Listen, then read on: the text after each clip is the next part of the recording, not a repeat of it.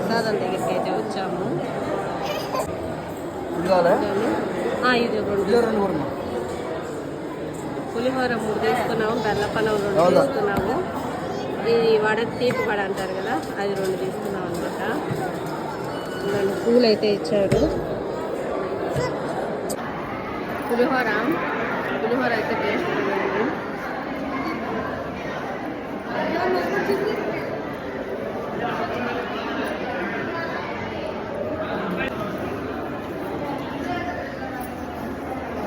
బెల్లపన్నం అయితే చాలా అంటే చాలా సాఫ్ట్గా చాలా బాగుంది. ఖుషి